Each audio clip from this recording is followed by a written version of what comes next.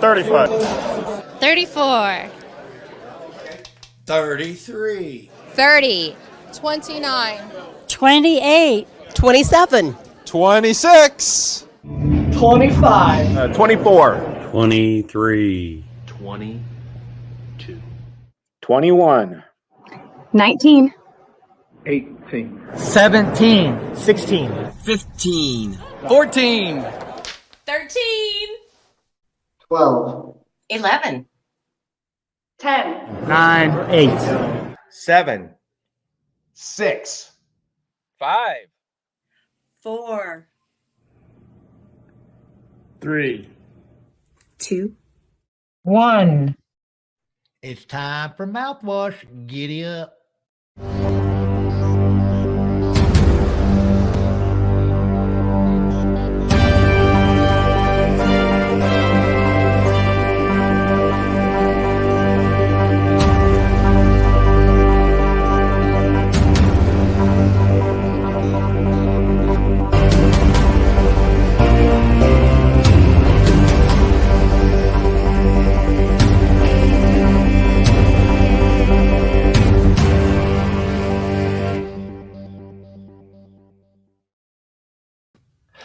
Good evening and welcome to episode 50 of the Mouthwash Talk Show, a minty fresh take on politics and the fastest growing show on the internet.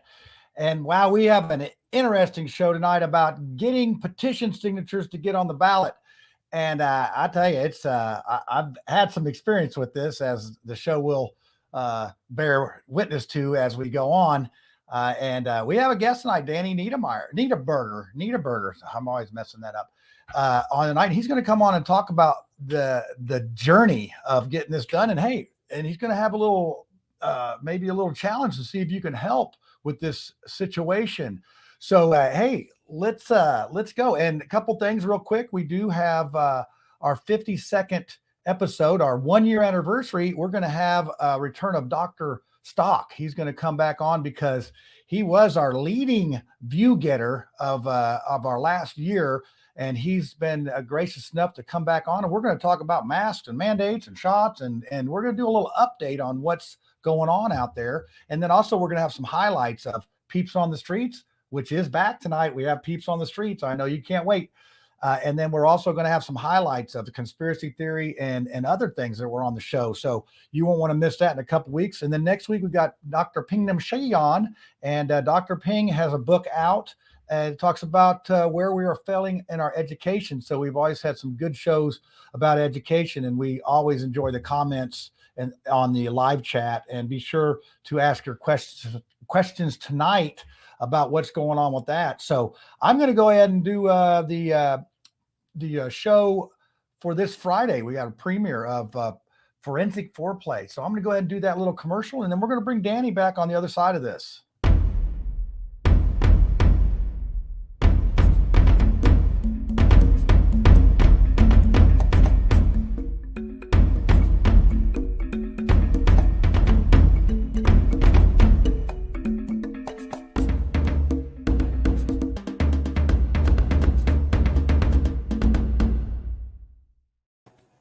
And you won't want to miss that one. Our first show is going to be about John Wayne Bobbitt and Lorena Bobbitt. I don't know if you remember them, but it's a very old case, but it's almost a where are they now?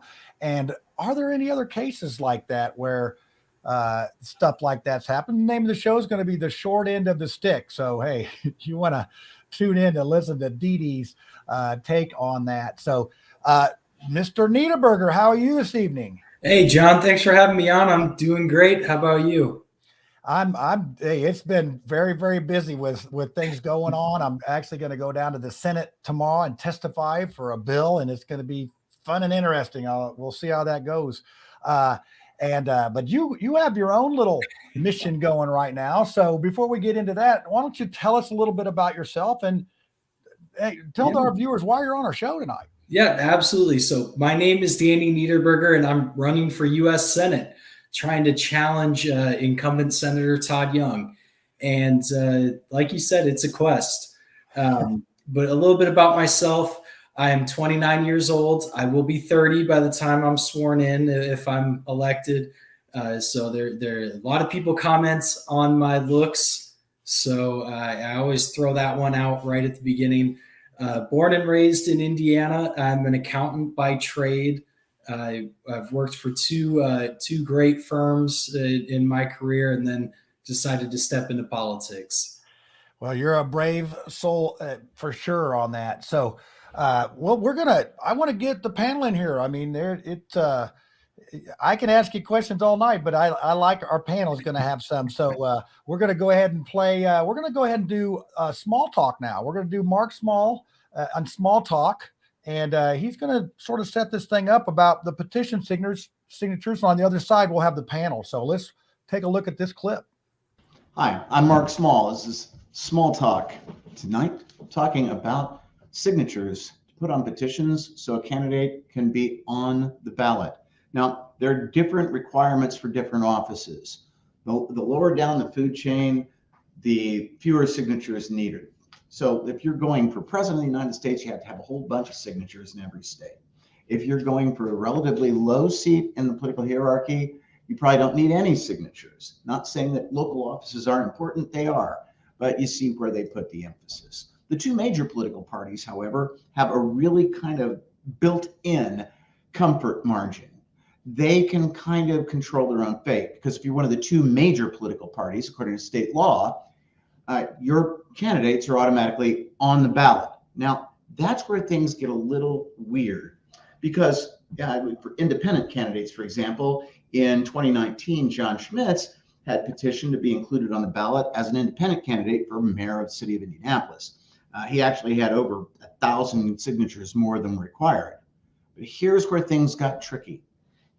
The form that was being used is under penalties for perjury, and it says you need to list your residence. But what was not said was that it had to be the residence listed on your voter registration form when you registered to vote.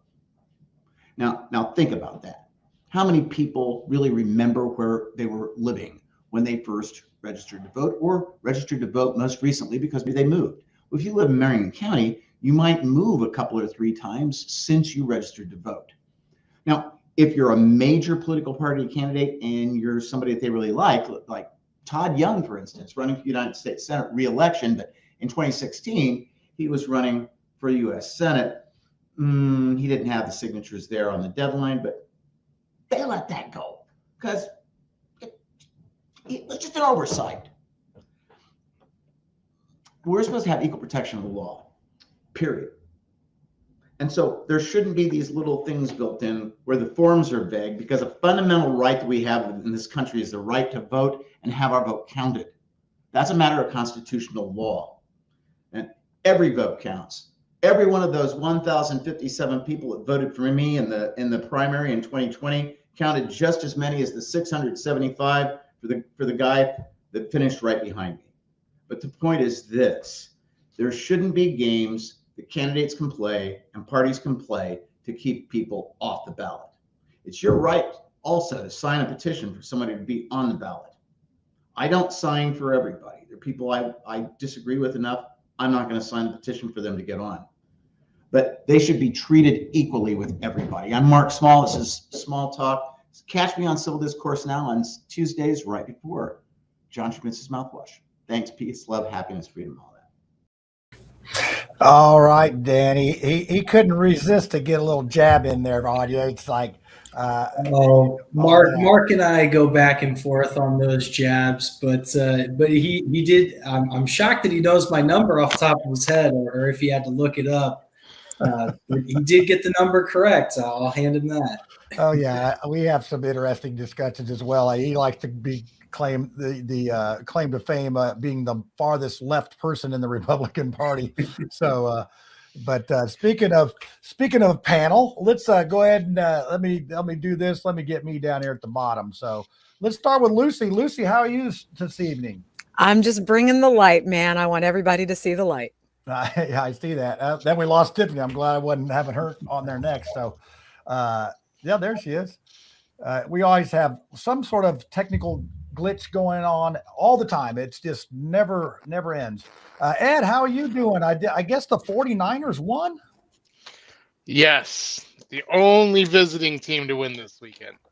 We are advancing. Well, hey, that's good for you. So I hopefully you have something in the conspiracy segment about I the have an 49ers. announcement to make. So it will yes. be. And Tiffany, how are you this evening? Frozen. I'm doing great. The Cincinnati Bengals won. So I've got my Joe Burrow glasses here. Glasses. I just think they're kind of cool. That's great. So let's go ahead and get into this. And Danny's running for the U.S. Senate, so you have to go out and get these 500 signatures in all 9 districts and turn them into 92 counties and dot the I's and cross the T's and all that. So what kind of questions might you have for Danny? We're going to start at the top, and we're going to go with Lucy here first. So I get to ask Danny a question? Yeah, pretty much. I mean, I think Danny's, I think he can handle it. Well, I'm just wondering if you can count better than Todd Young, because he did come in short on a few. And with your background in accounting, I'm really hopeful that can happen. But yeah, man, I've been there, so I wish you all the luck. I really do. Thank you. I hope I can count better than Todd Young. I like to be very conservative in my approach towards counting my own little tally that I have on for signatures, but you never know what the election boards are going to throw out. I mean, you really don't. Do you expect to get debates against Todd in the primaries? I do not. I have no faith in getting debates against Todd. I'll put it this way. The GOP has absolutely no interest in recognizing me as a candidate. I have been told by numerous people who have been to different GOP events that Todd Young's reps and his campaign will say that he has no challenger in the primary. He's running unopposed. And when asked, because this was actually somebody who had signed my form, came back and told me that they asked his reps if anybody was trying to get on the ballot, and they still said no. That's hilarious. Yeah, he actually tried to ignore me in the live debates. It was interesting. I'll tell some stories while you're on here, but let's let Ed talk. Yeah, let's do that. I want to go before I go to Ed, and I want to put this question up by Penny Bigelow. Whoops, that's not Penny. That's Dorn. He'd probably make fun of Lucy if I put him on there. Penny, for your thoughts. He did have a good point, though. He did have a good point. Get 3 times as many as you need. That's a good point. But Penny says, how many more signatures does Danny need, and in which county? So Danny, just go ahead and tell us where you're needing some help right now, and we'll get Tiffany back on here because the internet's like loving us tonight. Yeah, it's the 2nd district, the 3rd district, and the 7th district is where I really need signatures right now. So in the 2nd district, probably about 50 more signatures, which encompasses Logansport, Peru, up north to South Bend and Elkhart. The 3rd district, I need about 250 signatures. That would be now Blackford County, but that would also include Angola, Fort Wayne, north and east part of the state. And then Marion County, I still need probably 200 more. That would be 96th Street south to Troy Avenue in Marion County. Yeah, that's I'm about 2 blocks from Troy Avenue. So yeah. I've actually gathered some signatures for you. I got them right here on this here clipboard. So, you're going to have at least a couple more for this. And, but in all fairness, I have signed Todd Young's as well. So I'm a big believer in, hey, everybody needs to get on the ballot. And I know how hard it is to get signatures. So Ed, you're up in South Bend. How many signatures have you gotten so far? None. But I'm going to come back with the opposite of Mark Small. You know what? If you want to be on the ballot, I will sign your petition. I believe everybody has a chance. I've talked to people, and I do think they're absolutely crazy and they have no chance. But I also think they have a reason, let their voice be heard, because I don't care how crazy any of these candidates are. There's always some sliver of truth. Somebody's always got something to provide, and I always love hearing from them. So If you're in the South Bend area, let me know. Like, I am always happy to sign to get somebody on the ballot. So that's what everybody loves about you, Ed. You are just easygoing, but do not follow Ed's advice on sports teams or airlines. Those are Spirit Airlines. It's don't even travel agent or sports bookie. He is not. If Ed's walking towards an airplane, I'm walking the other way. Yeah. Yeah. So, and we're gonna before we go to Tiffany, we're gonna have another question for you here, Danny. Spiro Araklianos asks, when are the signatures due? So, yeah, this one is a little bit of a lengthy explanation. So the signatures, I can start turning them in. The signatures have to be turned into each county. So, if I collect them in Marion County, they have to be turned into Marion County. But it's January 5th was the first day I could start turning in signatures, and I can turn them in up until February 1st at noon. So that's where you turn them into the counties. They then verify the signatures. They search by date of birth. They search by address. They search by first name, last name. When they verify that, like you alluded to earlier, you are registered at the address that you provide. And once they verify that, I then have to collect the forms from the county. So again, deadline to have them in is February 1st at noon, but then I have to turn all the verified signatures into the state by February 4th at noon. It's a quick turnaround. It's like a scavenger hunt, isn't it? It is. It can really be. Is. And trust me, as I say, I got 8,600 signatures in Marion County, so I know this. I took 3,500 down in one time, and they just look at you like, we got to count all these and verify them. And they made on that batch alone, they made 100 mistakes. So it is, and they're doing it quickly. They want to get it done quickly. I feel for folks that got to deal with this. So 500 is manageable, but hey, you got to get them turned around, as you say, in a very short time period. Yeah. So Tiffany, what advice, question, or, you would have for Danny? She's frozen.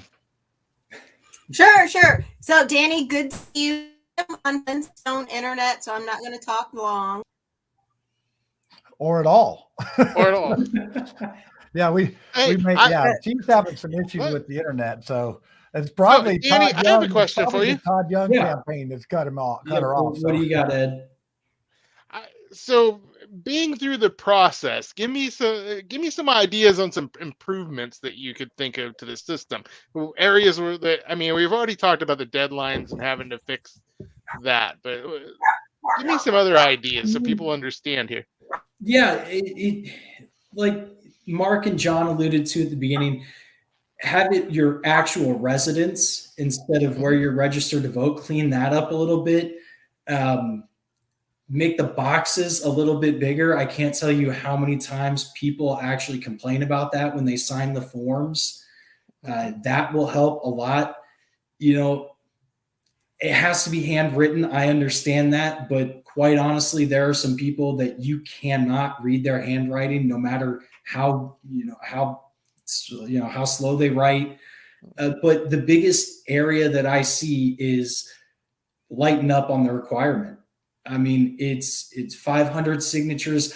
I would like a barrier to entry. I mean, I like that you have to get the signatures because it forces you as a candidate, or at least if you're trying to do it the right way, it forces you to go to these areas and try to meet the voters where they are. So it gets you in front of people as you're supposed to do as a candidate. I mean, you're supposed to represent people. So the requirement is trying to force you to go out and talk to the people that you want to represent. So I like that. I like that it's, a barrier to entry.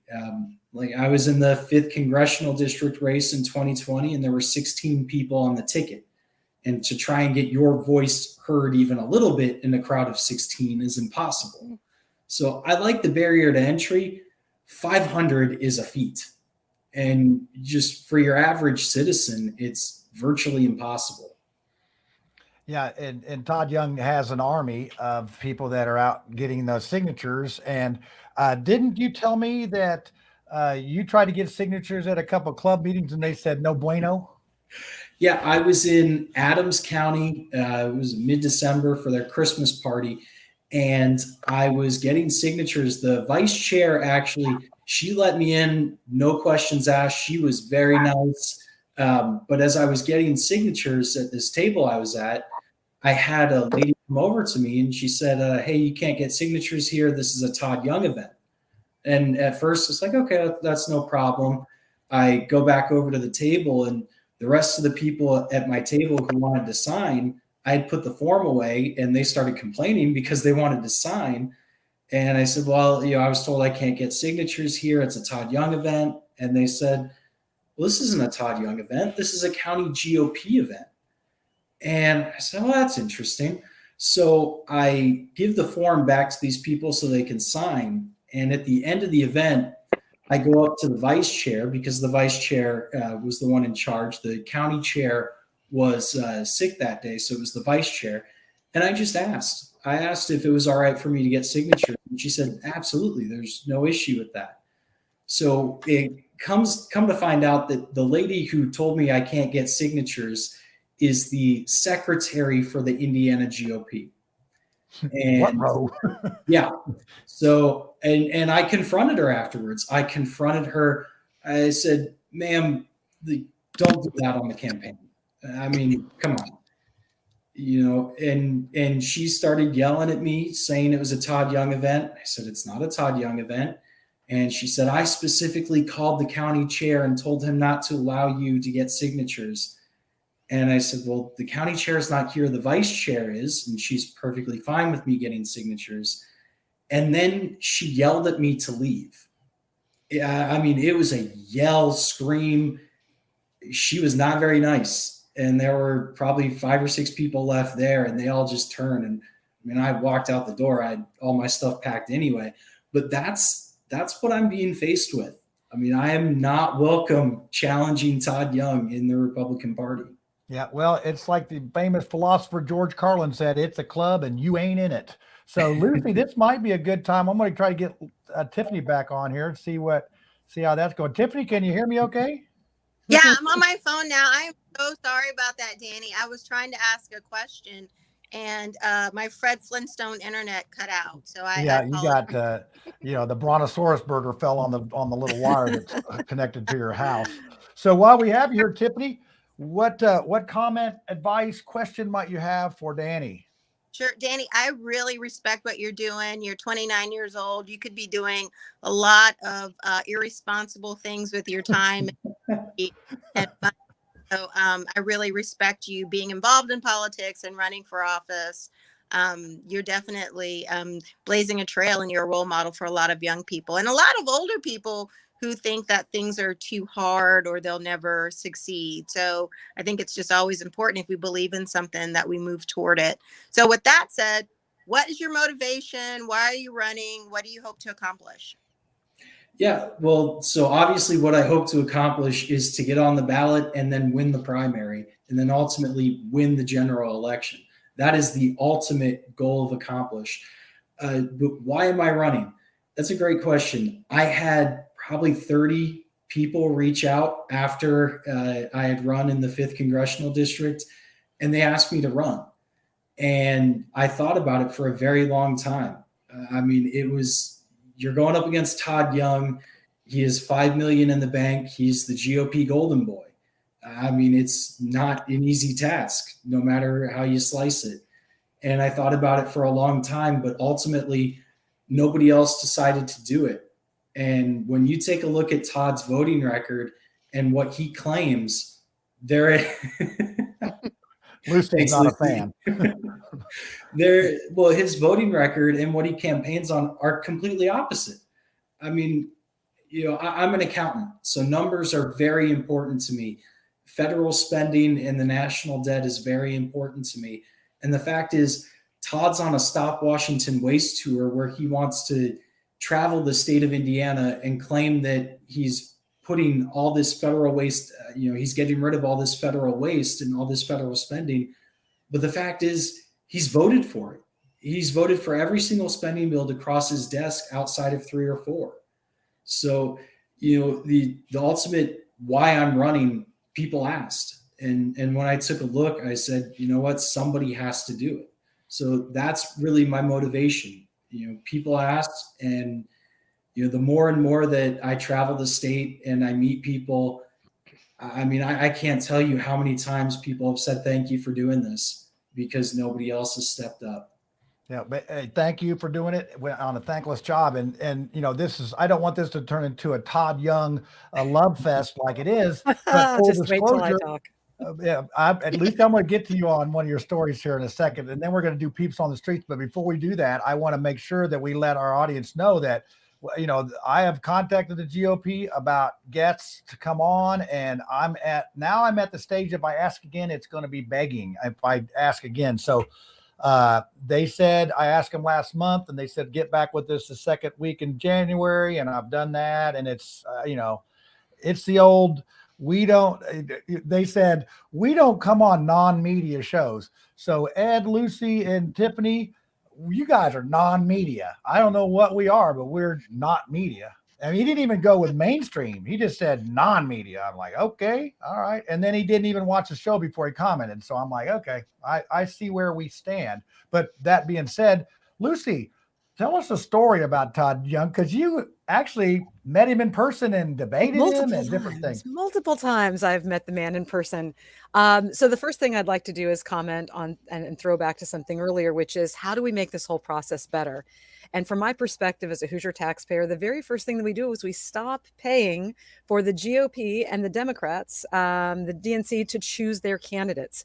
You being a numbers guy, Danny, you've got to agree with me that it is an egregious waste of public funds to pick and advertise the candidates for private parties. The Libertarian Party, as you may well know, we pick our candidates at a convention. And it is not paid for by the taxpayers, not one single dime. So I think the very first thing that we should do is take the burden off of the Hoosier taxpayer. I certainly don't want to pay for it. Second of all, a couple of Todd Young stories, since I did run against him back in 2016.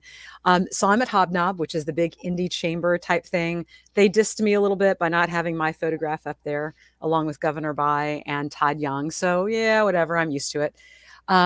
Todd Young has never met me. He probably would deny that there was even a libertarian candidate, and he may actually have just been simply ignorant. It's possible. So I see him across the crowd. I'm like, Todd, how's it going? And I have this just irrepressible enthusiasm. And I'm like a mom, soccer mom and all that. So I like run up to him, Todd, how's it going? Give me a hug. The man gave me a hug. He didn't know who I was. So I take a step back. And I say, I'm Lucy Brenton. I'm your libertarian opponent. And it's so nice to finally meet you in person. Now, what I took away from that was a couple of things. One, he had really good handlers that whisked him away right after that exchange. Two, he genuinely seemed shocked. But it's interesting because of my sales background and framing and everything, how I was able to take control of that situation, get somebody totally unknown to hug me. So I was really proud of myself for that. My biggest takeaway is how small the man is. I'm a normal sized woman. I've had, by the way, Dana, I've had 10 children. So I've kept a few pounds on from each kid, just for memory purposes. And I'm 5'7", weighed about 175 at the time. I feel like I dwarf him, like I'm huge when I give him a hug. And that was kind of an interesting feeling. So fast forward now to the debates. I'm wearing the exact same heels, which are just little small 1.5-inch heels. I'm not a stiletto girl. And I'm wearing the same suit. But when I get there, Todd Young is suddenly taller than me. Lifts, platform shoes. Now, here's what's interesting. And should you get to the debates, this is something that you'll want to know. The Indiana Debate Commission is completely respectful. They are wonderful people. Doesn't matter what party you are, you get treated exactly the same. I had the same, it wasn't wine and cheese, but it was like Coca-Cola and cheese, in the green room. But there's a very serious contract that you sign. Most people are surprised to find out the contract is 8 or 9 pages of what you're allowed to wear. You're not allowed to sit. You're not allowed to have any artificial devices to make yourself appear taller. So, at that point in my life was the first time I'd ever run for Senate. I'd run for public office once before. I didn't have the kind of chutzpah that I have now. I was like, oh my gosh, I'm so afraid that I'm going to like misrepresent my party and I'm going to flub this up and look bad. So I didn't do what I would do now. Now I would totally say, hey, Todd, you look a little bit taller. I think you need to take your shoes off. Let me take mine off and make sure that none of us have any artificial devices. And I would have had us all in our stocking feet. So look for that. Look for that. How tall are you, Danny? Oh, probably 5'10" and a half. So you'll tower over him unless he's wearing lifts in his shoes. So make sure that you've got your Doc Martens on. Just saying. I'm starting to see why they whisked him away from you, Lucy. I'm a tough cookie. I've given birth to 10 humans. Anybody that watches this so regularly knows better than to mess. You don't mess with Lucy. You don't tug on her cape. So what I want to do is I want to talk about this petition form itself. And so we're going to do Peeps on the Street return. It's been vacant for a while. The weather's not been good. I've been busy, blah, blah, blah. But I actually had a great opportunity this weekend to do Peeps on the Street. So let's go ahead and play that. And on the other end, we'll talk about the actual form and what we can do to maybe fix it and what really is wrong with it. So here you go.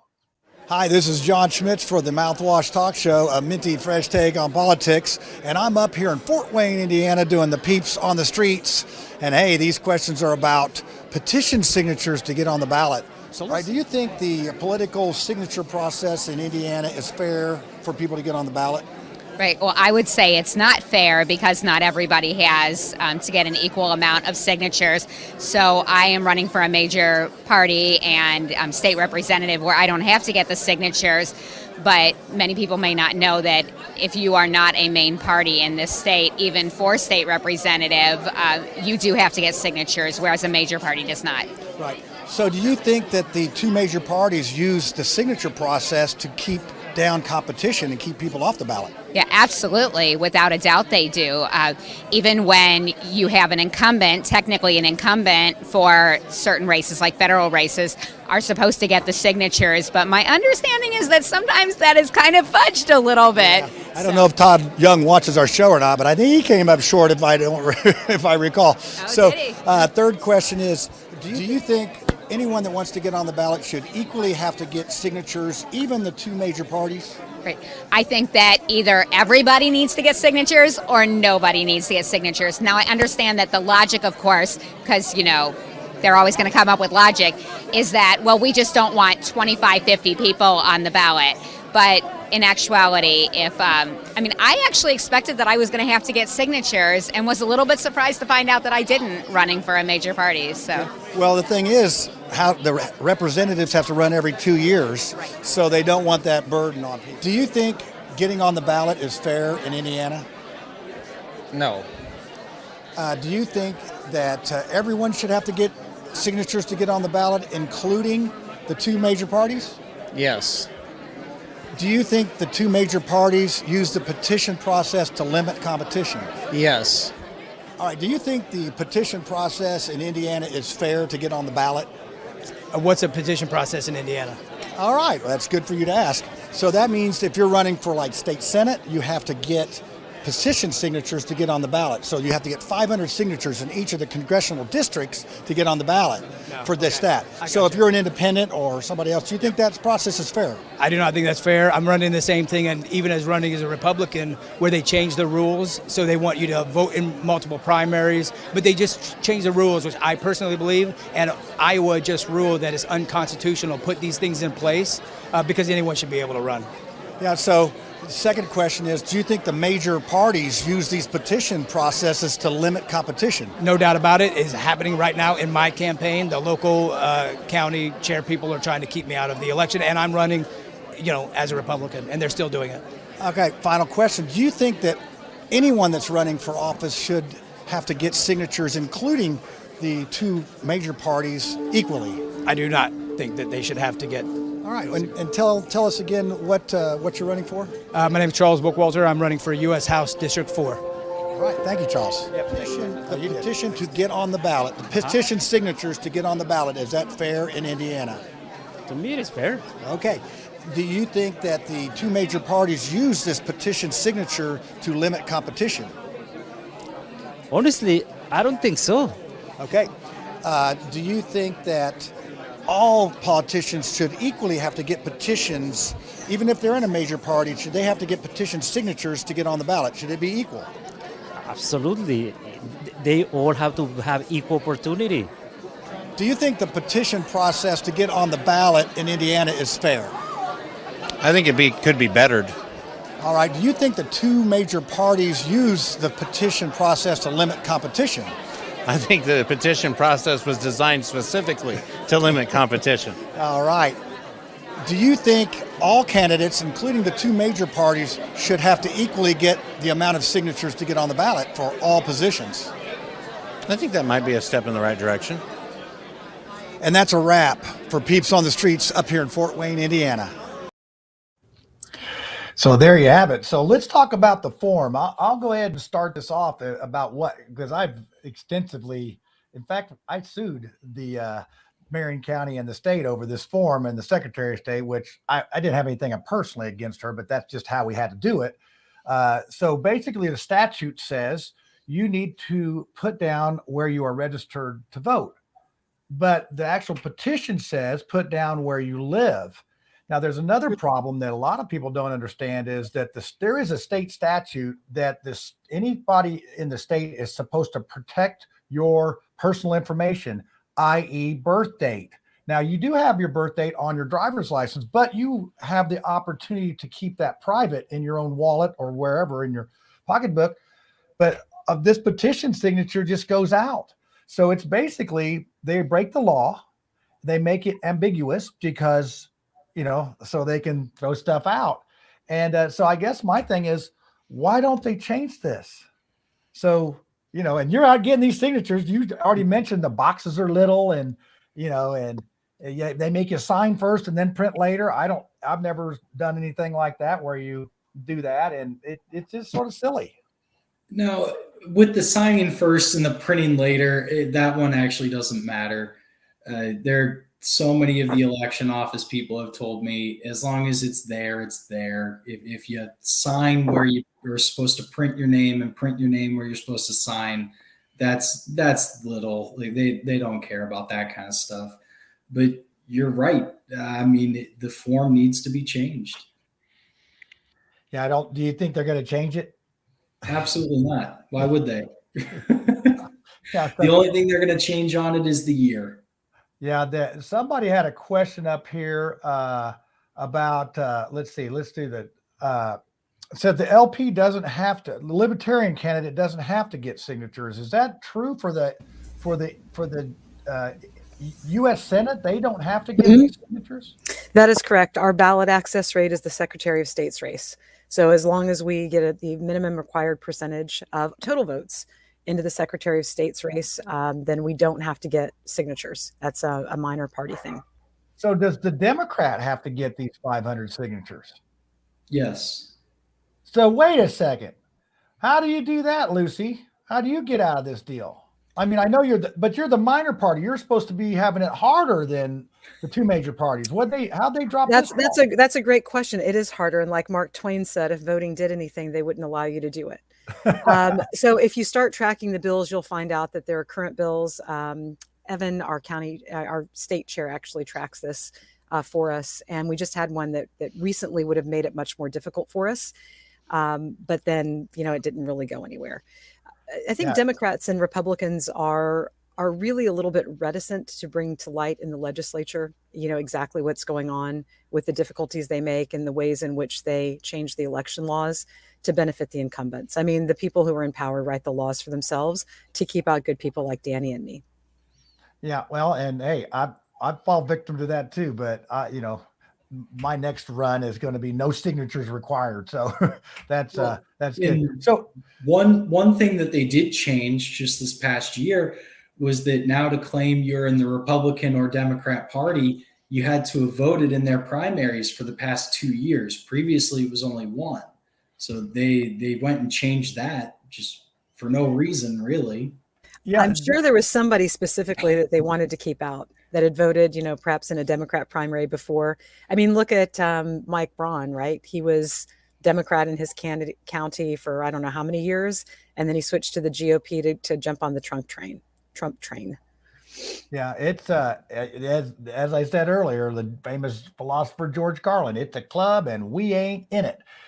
So you bring that up, and in a couple weeks, I think February 8th, we're going to have a show where I've already identified 3 people that are falling victim to this. And actually, we had Zach Graybu on from up northern Indiana that they denied ballot access. That was a good show, wasn't it? I thought he was a well-spoken young man like yourself, Danny. And they said no bueno for him. And a Democrat and another Republican that have this issue.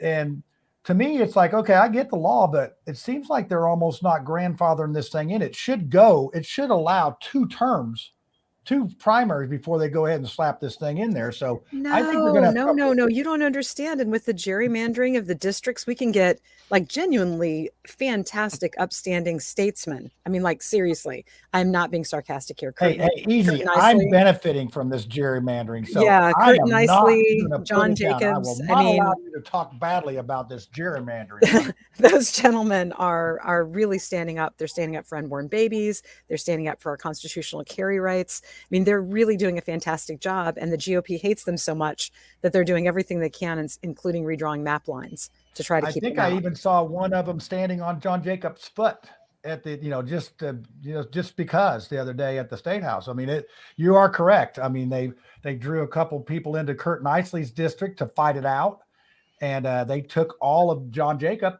all of his territory is now in Marion County, and yeah, this squeezes on. So, hey, those Republicans are equal opportunity haters. They don't want Democrats. They don't want Republicans, and they're trying to make a law against the libertarians. So fair and honest elections, that's what we want.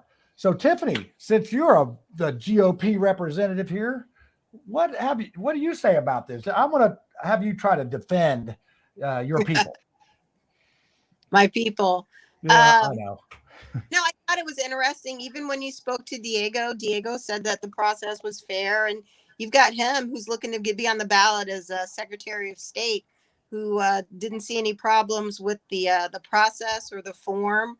So I thought that was kind of interesting, because that certainly would have been something that that would fall under him. He's all, the office is about election integrity and access. So I think that was interesting that somebody who wants to be Secretary of State thinks that the process is fair and doesn't see any issues with it. Because I think certainly with what you're talking about with some of the vagueness in the form, that would certainly be something that you would think a Secretary of State candidate would be willing to talk about. To be honest, when it comes to defending folks, I think that it's interesting, like the one guy in your video, I think that who's running for, state rep in District 4. And he said, he's U.S. He's U.S. Representatives District 4 against, I don't know the guy's name. Incumbent. So he's okay. Incumbent. I just thought it was interesting how he said, I'm running as a Republican, but I don't necessarily have the primaries under my belt. So I just think that that's just kind of interesting. And, I think somebody to have on the show is just somebody who deals with election data in terms of like who's a Republican, who's a Democrat, how people vote, their tendencies. Because sometimes I think that it's good to tighten the rules around who can call themselves Democrats, who can call themselves Republicans. And I don't see a problem with that. Because if you are what you say you are, certainly you vote that way. Yeah. And one of the things that was brought up, and I asked Holly Sullivan about this forum. I actually went and saw her talk and speak about that. And she said it's not her responsibility, that it's the election board. So she was not willing to look at that question either. It's a hot potato. It honestly is. And one of the things, Trevor Loudon, he's actually from New Zealand, and he goes around and he speaks, and he talked about our open primaries, because if you're a Democrat, you can vote in this primary, and it's political skullduggery. It is not really fair and honest. Like, hey, I'm going to do this. So there's some loopholes if you want to tighten this thing up that could be gone after, but yet we still have party infighting and this and that. And I am a big fan of competition. So, Ed, You know, But, yeah, I but was going to say, go, Ed. I want. let's say if I'm running and I tell you guys that, I'm running as a Catholic, you'd be like, okay, well, she calls herself a Catholic conservative Republican, but, she's not been baptized. She hasn't been confirmed. We have no record of her making her sacraments, but she wants to be recognized as Catholic. You know what I'm saying? So I think that something has to be said for people having the voting history that matches with the political party that they want to run in. Because when you're sitting on that ballot, and if I see your name with an R or a D or an L behind it, shouldn't I be able to trust that you are affiliated with that party, that you subscribe to their values, that you vote that way? Or should your name just be on there with whatever party you feel you tend to identify with at that time? Because once you're on that ballot and you're representing a party, you are asking the uninformed voter to vote for you. And, and we all know that most voters are ill-informed. And so I think that I don't see a problem with you having to earn the party affiliation that you want to run with. And if it's 2 primaries, then certainly if you identify as that party, certainly you should have 2 under your belt. Yeah, So, well, I don't. John, can I actually? Yeah, go ahead. Go ahead. Yeah, you're the guest. We're having a conversation between ourselves here. So. Well, actually, I think one of the ways that you solve that is make it register to vote as a Republican or Democrat, as a lot of states do actually, but Indiana doesn't. So Indiana, like John said, is open primaries. You can vote in whichever primary you wish. But what it really says is if you have to register as a Republican or Democrat, I think that is your claim, because then you can only vote in those primaries. So unless you are changing your status every single year from Republican to Democrat to Republican, just to mess with primaries, I mean, I don't know who in their right mind does that. We could fix it all by stopping, the whole primary process and having Hoosier taxpayers pay for your marketing services and getting you on the TV. I think the private club should pay at the convention. That's true. We could do that at the convention. I've heard that idea floated numerous times, actually. Now, hold that thought, Lucy. I want to come back to that. That was actually you were reading my mind on that, but I know Ed wants to say something here. And then when Tiffany was going down that Catholic thing about, we thought he was I thought she was talking about Joe Biden for a second, but apparently not. So go ahead, Ed. Catholic-ish. I keep telling you guys. I'm gonna put it on a T-shirt and wear it down here for you guys.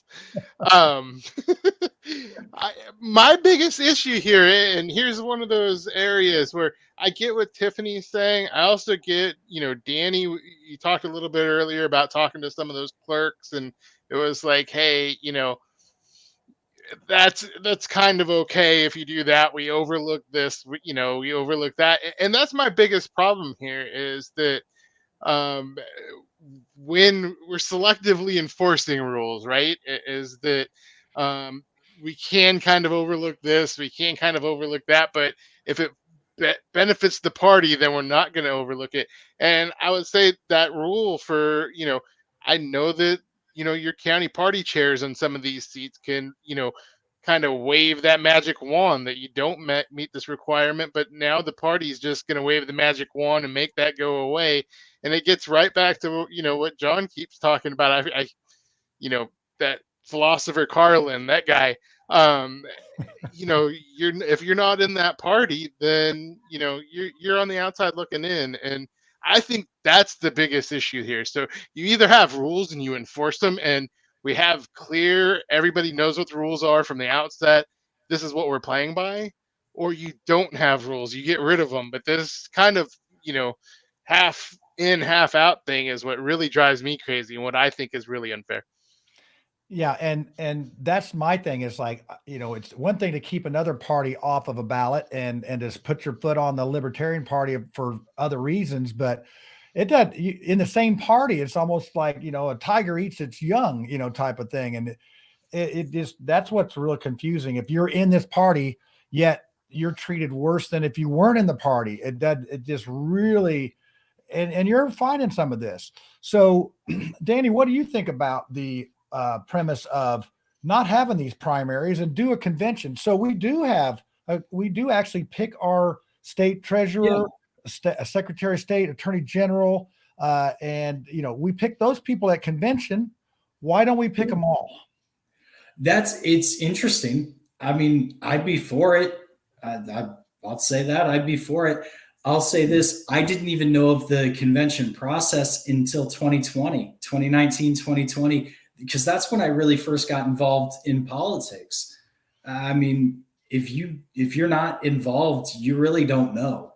And I mean, it's really interesting how it would go down at a convention, because it's one of the things I've been educating people on as I travel the state and I give speeches, like down in Evansville, wherever I go. One of my points is election integrity. I like talking about it. It's one of my pillars of the campaign.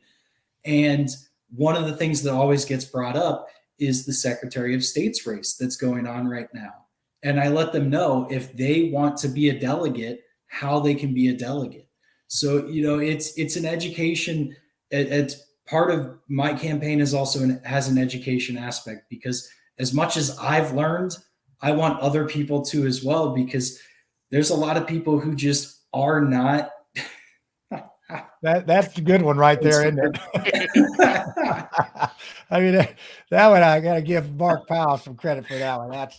That's a good one. I think there's a lot of, like I said, a love fest for Todd Young's shortage of signatures. So go ahead. Sorry, Danny. But there's a lot of people that want to get involved, that want their voice heard, and they just don't know how it gets done. So, it's part of, honestly, I think that's part of the party chair's responsibility, Democrat and Republican. That's part of your responsibility to get people into your party, to get people to vote.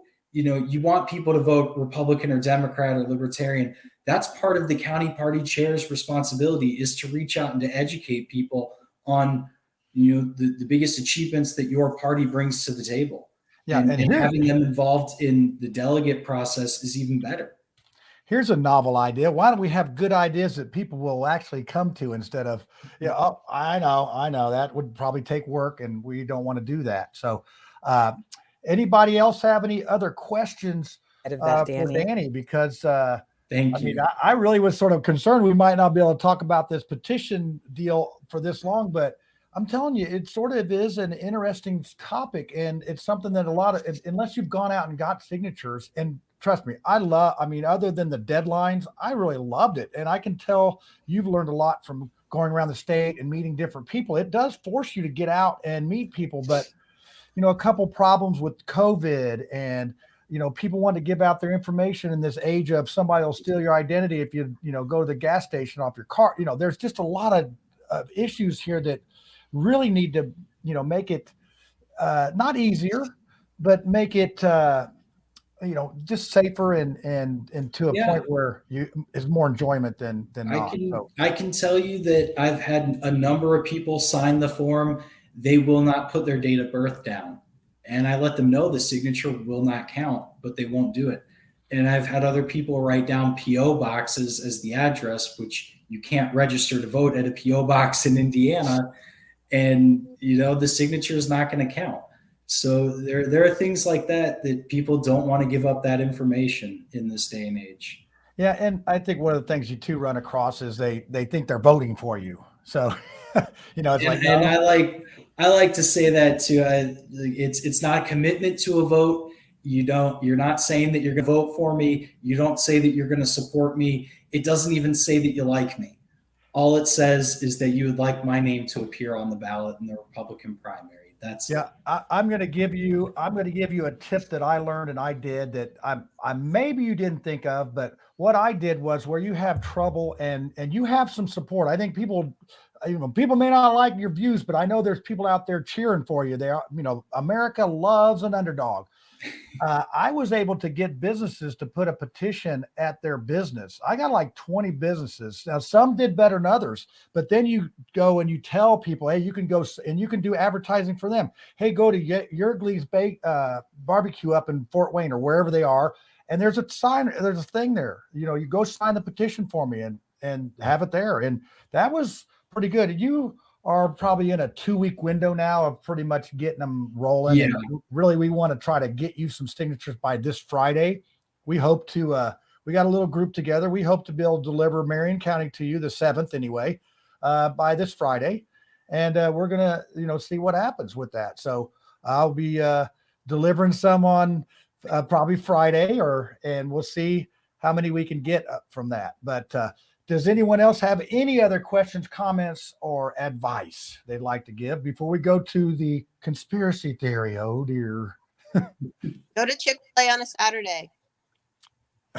Do what on a Saturday? It's a good thing you didn't say Sunday. Yeah. Stand right there next to the guy at the drive-thru.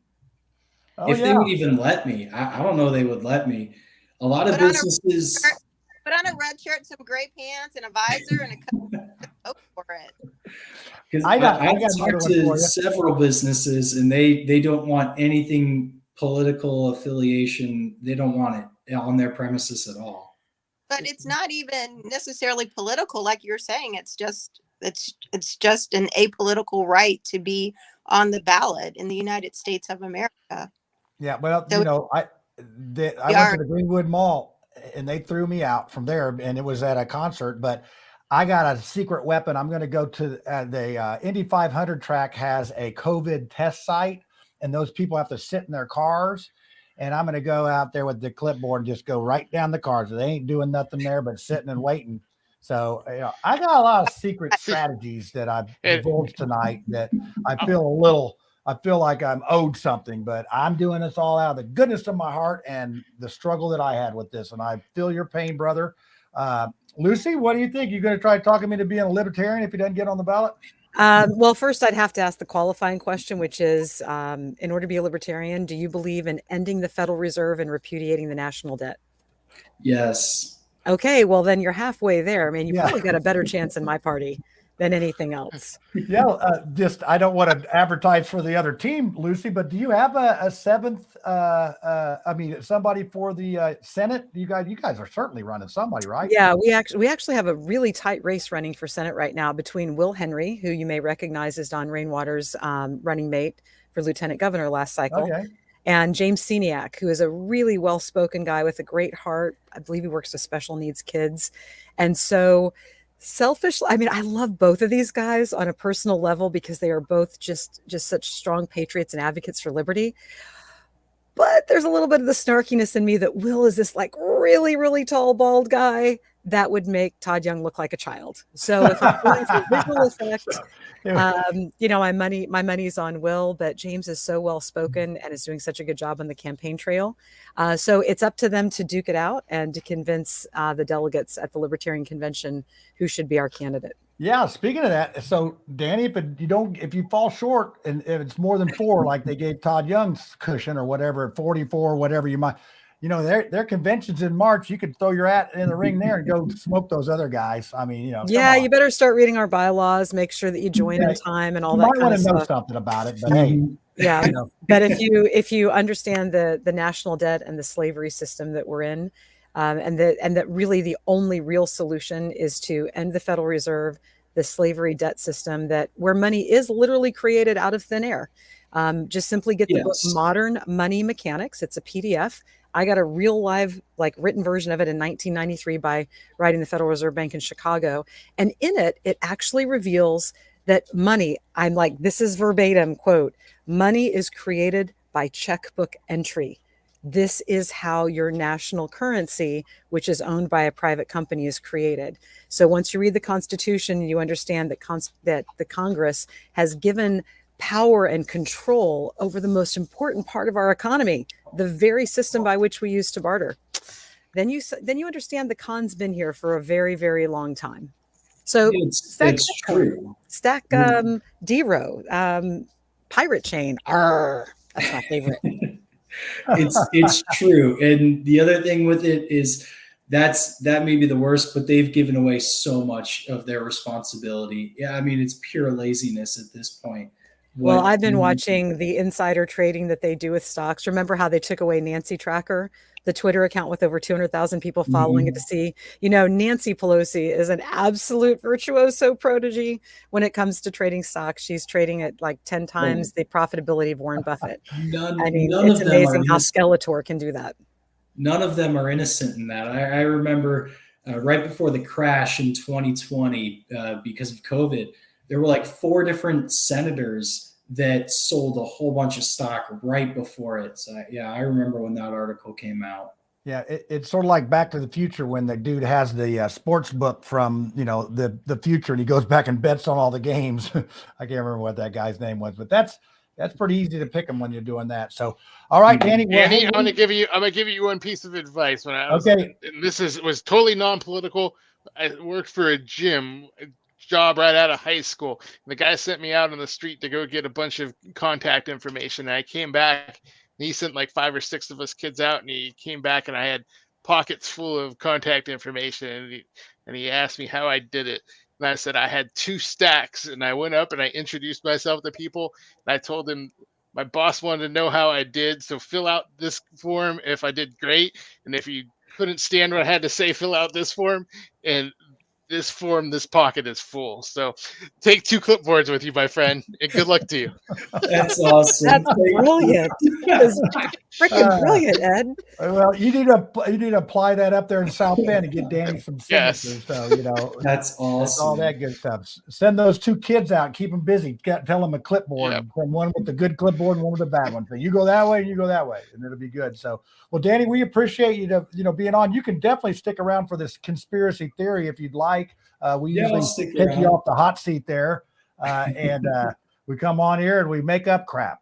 And Tiffany is non-conspiracy theory, but she always has something. So we're going to see what we have. Yeah, like hey, mate, you might have some tonight. So, and Ed, he's come a long way on this conspiracy theory, and Lucy has conspiracy facts. So let's go ahead and roll that beautiful. Oh, I'm sorry, I did not warn you for this next thing coming up, but hopefully you won't laugh too hard, because I usually try to play this for the folks before they come on the show. But here you go.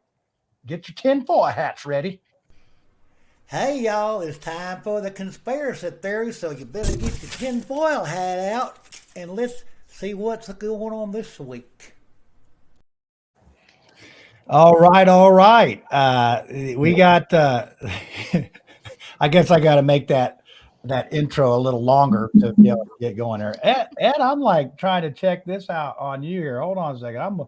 I'm putting Ed back out on the hot seat here to see what that. Oh yeah, has your daughter been helping you again? Did she do a little modification on that? Yes. All right. Like a princess. Oh wait, I would put Tiffany out on the hot seat now. She's gonna see. She's got cool glasses and her tinfoil rose going there. Well, Lucy, you're not going to miss out on this. So, this is, you got your pith helmet on, and hopefully you won't catch malaria in that when those mosquitoes see it. And, I got to guess I got to get out of here, because this is my wife's colander that I put some little antennas on there so I can so I can get in my UFO strategy and whatnot. So Danny, this is the level that you have to go on to get signatures. You have to endure conspiracy theories and crazy shows. And if you notice in the background, that is the Capitol. So if you win, that's going to be your new home away from home with all those crazy people out there. So, hey, Ed, we're going to start with you tonight on the conspiracy, and hopefully I'll have one by the time we get around to me. Did you say Ed? Ed, yeah, Ed. Oh, okay. Oh, yeah, I know. You don't get to go first usually. So to tell you the truth, I don't have a conspiracy theory this week. I'm taking after the Republicans. It makes me uncomfortable doing a conspiracy this week, so I'm just going to opt out of it like our students can. But I am here to make an announcement. I have decided, backtracking on what we have talked about before, I have said that I would never run for anything again. And I, after being contacted by some people, have decided to run for precinct chair. And I decided this after I realized my precinct chair is terrible and she's getting old and she needed to be replaced. And of course, when I told my wife that I was replacing her, Yes, I will be sleeping across the street tonight. So that is my bit of your conspiracy theory this week. All right. Do we have to call you King now or whatever, Mr. Political Chair? What kind of opposition do you have? Is this one of those jobs nobody wants? Or are you going to have to cut somebody's tires and all that? My wife has already let me know Is she going to run against you so you don't win? No, she's the existing precinct chair. She's the one I'm rooting out. So no, I'm talking about your wife. Your wife's going to run against you so you lose. I've told her, and no, she does not want to run against me. So I think I've feared off my competition. So you're pretty much got this in the bag. You just have to sign up. Yeah. Okay. Yeah. Well, hey, good luck. Hopefully you can still. It's very I can beat nobody. It's very embarrassing when you lose a race when you're the only guy. I mean, that's a tough beat. That's a tough loss there. So Lucy, you're going to be next online here. I know you are never short on conspiracy facts. The only problem that I have is that there are so many spoiler alerts. You might call them conspiracy theories. I call them spoiler alerts. I mean, weren't we told to trust the science? But is it the science from 9 months ago that we were saying that's now true today? So just something that actually very interesting that came across my email, and that is a very short video by an interesting PhD computer analyst from MIT. Her name is Stephanie Senoff. She is a real woman, and I've actually posted this on my Facebook wall if Facebook hasn't shut it down yet. Stephanie Senoff is a very, very smart doctor, and not medical doctor, but computer degree. But her thing is data and analysis, and she's come up with something super interesting, which is a theory on why the COVID vaccine is creating so many neurological difficulties and so much damage in people. And in the short video, which you can find on my Facebook wall, she reveals that when the COVID vaccine is injected, it's supposed to reprogram your mRNA just like a computer program, which is why, of course, it is very interesting to her. And then your body's supposed to produce these spike proteins. So now all of your cells, with the mRNA changes are producing spike proteins. The problem is, according to Dr. Senoff, is that those spike proteins are actually very, very toxic to the spleen. And turns out, I didn't know this before, that the accumulation of those spike proteins in the spleen are likely largely or at least partially responsible for the neurological damage that we're seeing in victims of the vaccine. And that's interesting because she said it's also the center of where many Parkinson's patients start to first experience organ failure or difficulties is with the spleen.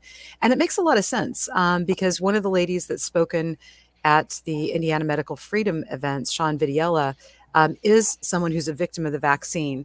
Caregiver, she was the one who crawled into bed with your grandma while your grandma was dying because you weren't allowed to go into the nursing home. And Sean wanted to protect her patients. And so she got the COVID vaccine, I think it was January the 6th.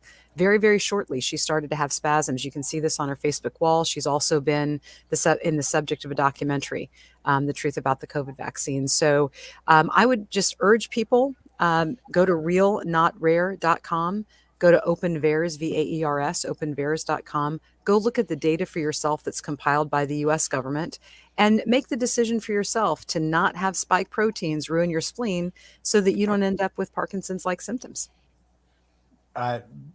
That is a very long conspiracy fact theory and all that. And that's, I was amazed. I almost forgot what I was going to do listening to that. So Tiffany, what do you have in your cool Hollywood glasses? So it's so funny. Just to piggyback on what Lucy said, there's an article in the USA Today about people developing Parkinson's post-COVID. So I don't know if that has anything to do with it, but they just talked about some of the continuing neurological issues that people have. But on my conspiracy fact note, something kind of different. I alluded to it up front. I am a new Cincinnati Bengals fan. I like Joe Burrow. I'm really proud of him. I saw him in his post-game interview. He had on some lovely glasses. At first, I thought, is this a young Dennis Rodman? But then I was like, no, this is part of the Cam Newton starter kit. So my conspiracy theory is that he will, as he continues to win, he will continue to push the edges of fashion because he will become our new Cam Newton. And I don't think he won't push the edge as far as Cam, but he'll get very, very close. So I'm excited. I have my Joe Burrow glasses. They are Gucci. I'm really excited to see what this young kid does both on the field and on the runway. Now, Tiffany, you have outdone yourself this evening. I got a little bad dad joke for you, though, about the Gucci. Did you hear about the 2 Gucci watches that got divorced? No. Well, now they're Timexes. All right. Try to veal. I'm here all week. All week. I had 0 before we started. I had 0 conspiracies. And then I thought, well, I'll just do the old lunar landing conspiracy because that sort of come up. That was back in 1969 when they did that. And you see my little background there. It's got that. So there's still some people that still think that was staged in Hollywood.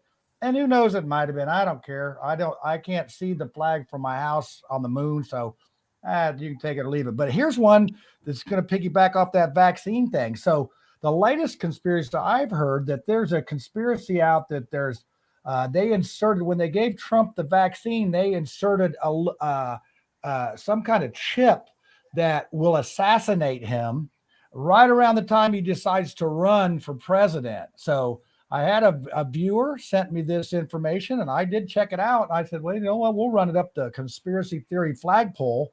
And, that would make sense. He's out there, promoting the vaccine and he's gotten the shots and the boosters and all that. So, hey, we'll just have to wait and see. We'll have to wait and see what happens. So, hey, Danny, do you have any conspiracy theories? This is a time, if I was your handler, I'd say, oh, it's been great being on the show. I'll see you later. I don't know about conspiracies, but like you said, it has been great to be on the show. But I'll leave you with this, just more of a prediction. I think we're going to see at least 15 of the candidates that were at the Liberty Defense event win the primaries. So those of you that want to know what he's talking about, they actually had a candidate reveal for a lot of people that are running for the primary, first-time runners, and there's quite a few people that are going to have primaries. So if you're a Republican that is used to a boring primary that you never have anybody to vote for, hey, buckle up because it's going to get interesting this primary season because there's a lot of them, especially in central Indiana. I think pretty much everyone that was an incumbent that had no challenger in the primary before is going to have one. So that's a good one to end on, Danny. I appreciate it. We were glad you came on the show. You did an excellent job. And good luck with those signatures. I'm going to do my part, and Ed's kids are going to do their part, and, we'll get it good and going. Lucy's off the hook. The Southern Indiana's taken care of. They got common sense down there. Get it done. So, all right, everybody. Well, that's going to wrap it up for it. We appreciate the audience getting out there and making comments. And we did draw the old Andrew Horning out. He sent me a message earlier. He said, I got to get up early in the morning. I can't be staying up late watching this show, but yet we lured him out. So until next week, Pingdom She's coming on. We're going to talk about education. Always a good topic. And everybody give that peace out, and we'll see you next week, Tuesday, 9 p.m. All right. Bye.